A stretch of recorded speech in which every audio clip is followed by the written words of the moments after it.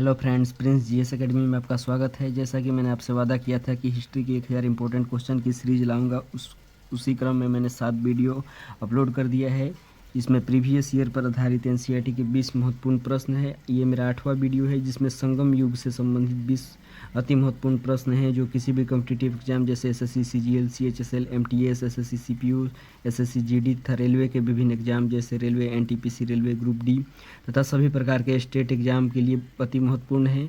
तो अगर वीडियो अच्छा लगे तो वीडियो को लाइक और शेयर करें, चैनल को सब्सक्राइब करें। चलिए देखते हैं पहला प्रश्न। संगम काल का संबंध भारत के किस क्षेत्र से है?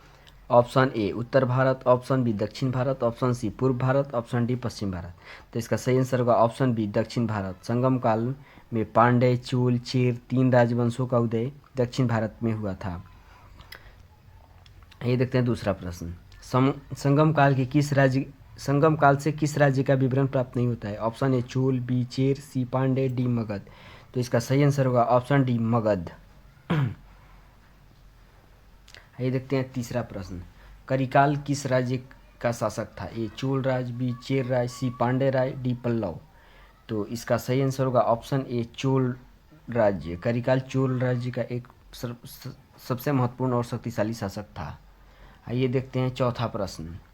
संगम साहित्य किस भाषा में लिखा गया था? ए तमिल, बी संस्कृत, सी मलयालम, डी पाली। तो इसका सही आंसर होगा ऑप्शन ए तमिल। संगम साहित्य तमिल भाषा में लिखा गया था। आइए देखते हैं पांचवा प्रश्न। संगम साहित्य का संरक्षण किसने किया? Option A Satavahana, B Pandya, C Chera, D Chola. तो संगम साहित्य का संरक्षण पांड्य वंश के शासकों ने किया। तो इस तरीके से इस प्रश्न का आंसर ऑप्शन बी होगा। आइए देखते हैं छठा प्रश्न। चोलों की राजधानी कहाँ थी? Option A Uraiyur, B Udaipur, C Madurai, D Puhar. तो इसका सही आंसर होगा ऑप्शन ए उरैयूर, जो चोलों की पहली राजधानी थी। लेकिन करिकाल जो कि चोल वंश का सबसे शक्तिशाली शासक था, करिकाल ने राजधानी को कावेरीपत्तनम में स्थानांतरित किया था। कावेरीपत्तनम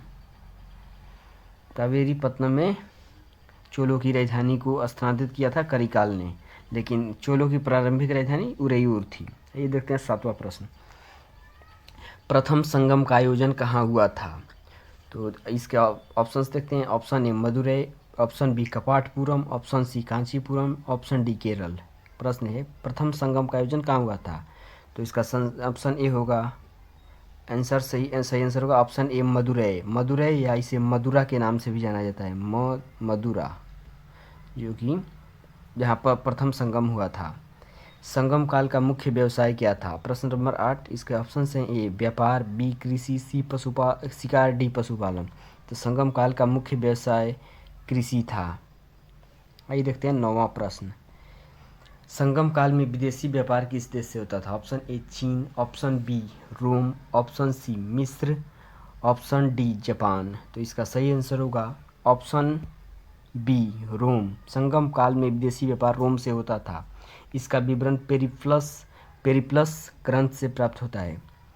प्रश्न नंबर 10। शिल्पकादिरम की रचना किसने की थी? इलांगो आदिगल, बी तिरुवल्लुर, सी कपिलर, डी अवैयार। तो शिल्पकादिरम की रचना इलांगो आदिगल ने की थी। इसका सही आंसर ऑप्शन ए हो जाएगा। 11 नंबर प्रश्न। संगम काल में भूमि कर को क्या कहा जाता था? ऑप्शन ए भाग, ऑप्शन बी ऊर, ऑप्शन सी कर, ऑप्शन डी इरय। तो इसका सही आंसर होगा ऑप्शन डी इरय, जिसे इरय के भी नाम से जाना जाता है। इरय के भी नाम से जानता है। आइए देखते हैं 12वां प्रश्न। संगम साहित्य में कुल कितने ग्रंथ थे? Option A 14, B 16, C 18, D 20। तो इसका सही आंसर होगा ऑप्शन सी 18। ये देखते हैं 13वां प्रश्न। संगम काल का प्रसिद्ध कवि कौन था? Option A Kalidas, option B Kapilar, option C Kalhan, option D Tenaliraman. तो इसका सही आंसर ऑप्शन बी कपिलर, जो कि संगम काल का प्रसिद्ध कवि था। आइए देखते हैं 14वां प्रश्न। संगम काल में नगर प्रशासन किसके हाथ में था? ए सभा, बी राजा, डी सी ग्राम सभा, डी मंत्री। संगम काल में नगर प्रशासन किसके हाथ में था? तो इसका सही आंसर होगा ऑप्शन ए सभा के हाथ में संगम काल में नगर प्रशासन था। 14 नंबर प्रश्न। आइए देखते हैं 15वां प्रश्न। चोल वंश का प्रतीक चिन्ह क्या था? ऑप्शन ए धनुष, ऑप्शन बी बाघ, ऑप्शन सी मछली, ऑप्शन डी शेर। तो चोल वंश का प्रतीक चिन्ह, इसका सही आंसर होगा बाघ। बाघ जो कि चोल वंश का प्रतीक चिन्ह था, जबकि धनुष ये चेर वंश का, धनुष जो कि चेर वंश का प्रतीक चिन्ह था। तो इसका सही आंसर होगा ऑप्शन ए। आइए देखते हैं 16वां प्रश्न। संगम काल में शिक्षा का केंद्र क्या था? ए तक्षशिला, बी नालंदा, सी मदुरै, डी कांची। तो संगम काल में शिक्षा का केंद्र मदुरै था। ऑप्शन सी, 16 नंबर प्रश्न का ऑप्शन सी सही होगा। आइए देखते हैं 17वां प्रश्न। संगम काल में व्यापारियों को क्या कहा जाता था? Option A Chetti, option B श्रेणी, ऑप्शन सी सेठ, ऑप्शन डी महाजन।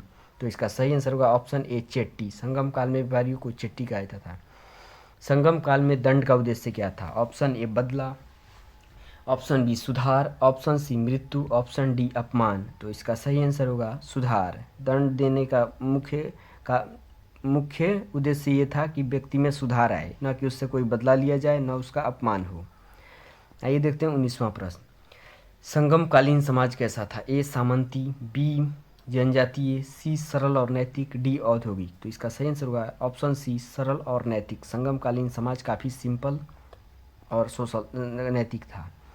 आइए देखते हैं 20वां और अंतिम प्रश्न। संगम साहित्य में किस प्रकार की जीवन शैली की जानकारी मिलती है? ऑप्शन ए ग्रामीण, बी शहरी, सी ग्रामीण और शहरी दोनों यानी ऑप्शन ए और बी दोनों, डी जनजातीय। तो इसका सही आंसर होगा ऑप्शन सी ए और बी दोनों। संगम का साहित्य में ग्रामीण और शहरी दोनों प्रकार की जानकारी मिलती है। तो इस प्रकार से ये 20 क्वेश्चन कंप्लीट हो गए। ये मेरा वीडियो पार्ट नंबर 8 था। मैंने आपसे वादा किया था कि हिस्ट्री के 1000 इंपॉर्टेंट क्वेश्चन की सीरीज कराऊंगा। उसके तहत 8 पार्ट हो चुका है। प्रत्येक वीडियो में 20 प्रश्न हैं, जो कि किसी भी कॉम्पिटिटिव एग्जाम में जैसे SSC, रेलवे, NTPC, सभी प्रकार के स्टेट एग्जाम में काफ़ी मोस्ट रिपीटेड प्रश्न है, जो NCERT पैटर्न पर आधारित है। अगर वीडियो अच्छा लगे तो लाइक, शेयर और चैनल को सब्सक्राइब करें। धन्यवाद।